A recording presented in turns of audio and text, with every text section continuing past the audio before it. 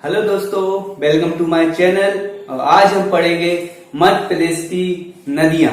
और आज हम कौन सी नदी पढ़ने जा रहे हैं? तो हम पढ़ने जा रहे हैं नर्मदा नदी। चलिए स्टार्ट करते हैं। आने वाली वीडियो को देखने के लिए सब्सक्राइब और बेल आइकन को दबाएं। तो जो हमारी नर्मदा नदी है, बेसिक इसकी अगर लंबाई देखी जाए, मैं पहले आपको कुछ की पॉइंट बता देता हूँ नर्मदा नदी के बारे में।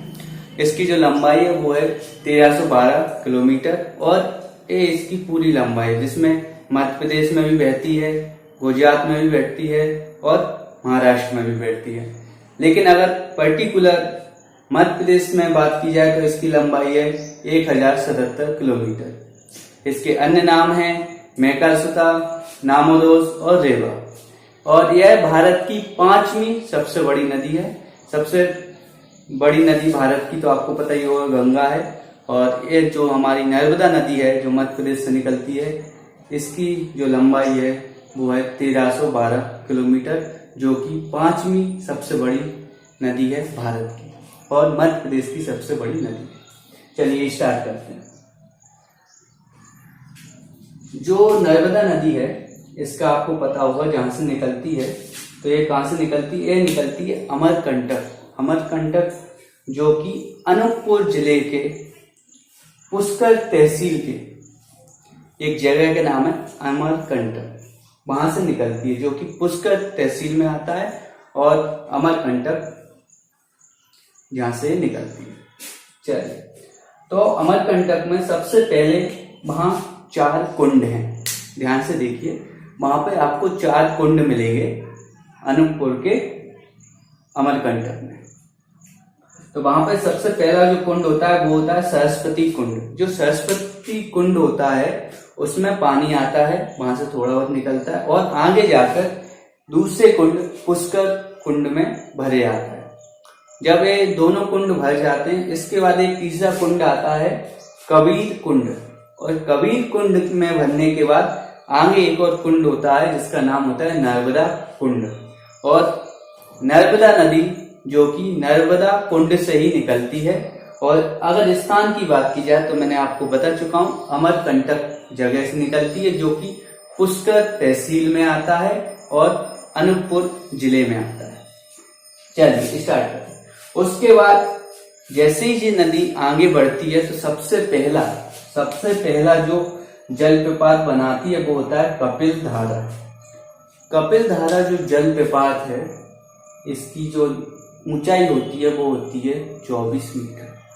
देखिए, जब और यह जो कपिल धारा है ये अनूपपुर जिले में ही बनाती है, ठीक है ना। तो सबसे पहला जो इसका जलप्रपात है वो कौन सा है? कपिल धारा, जिसकी ऊंचाई है 24 मीटर।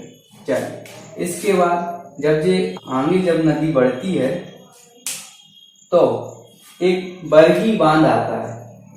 देखिए, जो बरगी बांध होता है ये नर्मदा नदी का एक बांध है और ये आगे जाके इस पर बना हुआ है बरगी बांध। बरगी बांध के आगे जब यह नदी जबलपुर में पहुंचती है तो आपको पता होगा जबलपुर में जो इसका जलप्रपात है वो है धुआंधार जलप्रपात।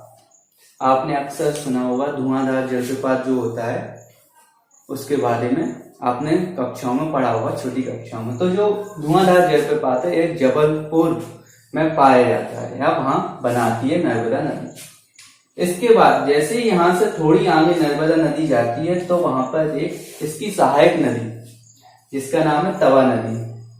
इसकी सहायक नदी जो तवा नदी है वो इसमें आके मिल जाती है और इसके जो जल का प्रभाव है उसको थोड़ा और बढ़ा देती है। उसके बाद थोड़ी आगे जाने पर एक जगह मिलती है जहां पर यह नदी बहुत ही सक्रिय हो जाती है और बंदरों की तरह यह ऊपर कूदने लगती। मतलब इसकी जो बहाव होता है वो बहुत तेज होता है, इसलिए इस जगह को बोला जाता है बंदर कूदनी। अब जो बंदर कूदनी है ये आपके एमपी पुलिस में पूछा गया था कि बंदर कूदनी जगह कहां पर है, तो ये है जबलपुर में। जबलपुर में जब नर्मदा नदी पहुंचती है तो वहां पे एक जगह है जहाँ पे वो बहुत तेज बहाव में बहती है, इसलिए उस जगह का नाम है बंदर कूदनी। ठीक है, उसके बाद जब ये आगे जाती है तो इसकी एक और नदी जो सहायक नदी है हथनी नदी, एक आके इसमें मिल जाती है। हथनी नदी के आगे जाने के साथ ही आगे बढ़ती जाती है और आगे जाके एक शक्कर नदी है जो इसकी सहायक नदी है, वो भी इसमें मिल जाती है। शक्कर नदी के बाद फिर यह नदी पहुंचती है मंडला, जो आपने मंडला जिला सुना होगा, जो एमपी का जिला है।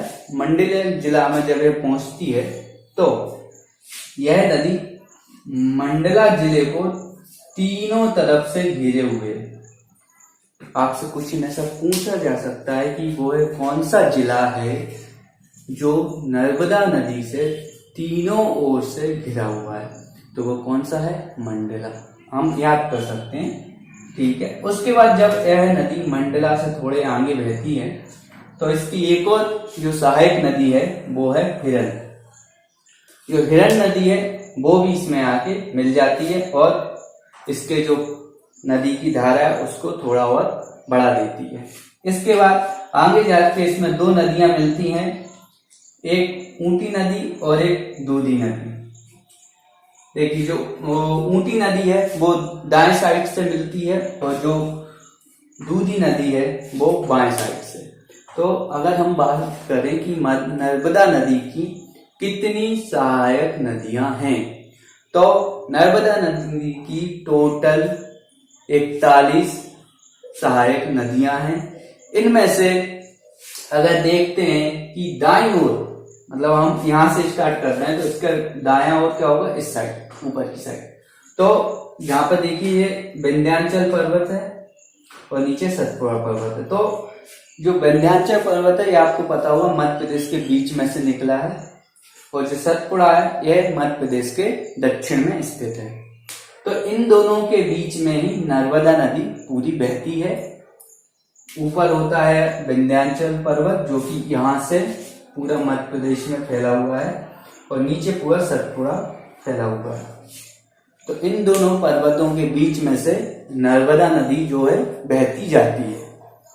चलिए, इसके बाद अगर बात करें तो जो हमारी नर्मदा नदी है इसकी मैंने बता चुका हूं 41 नदियां हैं और वो 41 नदियों में अगर दाईं ओर से देखा जाए तो दाईं ओर से इसमें आती हैं 19 नदियां और जबकि बाईं ओर से देखा जाए तो इसमें आती हैं 22 नदियां। तो टोटल अगर इसकी बात की जाए कि नर्मदा नदी की सहायक नदियां कितनी होती हैं तो आप बता सकते 41 नदियां होती हैं। और चलिए, अब नदियों की बात आई है तो मैं एक और चीज बता देता हूं। जो नर्मदा नदी है, पूछा जा सकता है नर्मदा नदी कितने जिलों से होकर गुजरती है, पूछ सकते हैं किसी भी एग्जाम में, और पूछा भी गया है कि नर्मदा नदी कितने जिलों से होकर गुजरती है। तो मैं बता देता हूं, जो नर्मदा नदी है वो 15 जिलों से होकर गुजरती है मध्य प्रदेश के। इसके बाद मध्य प्रदेश से निकलने के बाद यह नदी गुजरात भी जाती है, महाराष्ट्र भी जाती है। आगे जाकर ये नदी खंबात की खाड़ी में गिर जाती है। चलिए वापस आते हैं। तब ये नदी जो है आगे जाते हुए ऊटी नदी और दूधी नदी, ये इसकी सहायक नदियां हैं, ये इसमें आके मिल जाती है। इसके बाद आगे जब ये नदी जाती है तो यहाँ पे एक और नदी मिलती है जिसका नाम है शेरनी। ठीक है, जो शेरनी नदी है, तो शेरनी नदी क्या है, इसके बाईं ओर से मिलती है। ठीक है, बाईं ओर से एक और नदी मिलती है जिसका नाम है शेरनी। इसके बाद आगे जाके हमें एक बांध मिलता है जिसका नाम है इंदिरा सागर बांध। जो इंदिरा सागर बांध है इसका जो शिलान्यास किया गया था वो इंदिरा गांधी के समय किया गया था और इसीलिए इसका नाम इंदिरा गांधी डैम पड़ा। इसकी जो यहाँ से जो बिजली उत्पन्न होती है वो होती है 1000 मेगावाट। 1000 मेगावाट इसकी विद्युत उत्पादन क्षमता है और इसका जो स्टार्टिंग शिलान्यास हुआ था वो हुआ था 1984 में। आगे जाते हुए आगे आप जाएंगे तो आपको यहाँ मिलेगा ओमकालेश्वर। ओमकालेश्वर आपको पता होगा मध्य प्रदेश में 2 शिव ज्योतिर्लिंग हैं, एक है ओमकालेश्वर, एक है महाकालेश्वर। महाकालेश्वर जो है उज्जैन में, और ओमकालेश्वर जो कि खंडवा में। चलिए फिर जब हम यहाँ देखते हैं ओमकालेश्वर, जब ओमकालेश्वर में नर्मदा नदी पहुंचती है तो यह नदी दो भागों में टूट जाती है। ठीक है ना, यहाँ पर नदी दो भागों में बट जाती है। जो इसकी दाहिनी तरफ से जो जलधारा निकलती है उस नदी को वहां पर बोला जाता है उसे कावेरी नदी। ठीक है ना, इससे बोला जाता है कावेरी नदी, जो कि ओमकालेश्वर के दाईं ओर से निकलती है, और जो बाईं ओर से निकलती है उसे बोला जाता है नर्मदा नदी। थोड़ी दूर जाने के बाद आगे जाकर ये दोनों नदी मिल जाती है, और यहाँ पर एक बांध बना हुआ है जिसका नाम है ओमकालेश्वर बांध। ओमकालेश्वर बांध जो है, इसकी विद्युत उत्पादन क्षमता है, यहाँ पर बिजली उत्पन्न होती है कितनी, 520 मेगावाट बिजली उत्पन्न होती है। ठीक है, इसके बाद हम आगे जाते हैं। जब ये आगे जाती है तो इसकी एक और सहायक नदी इसको मिलती है, चंद केसरी। जो चंद केसरी नदी है यह भी इसकी एक सहायक नदी है, जो कि दाईं ओर से मिलती है।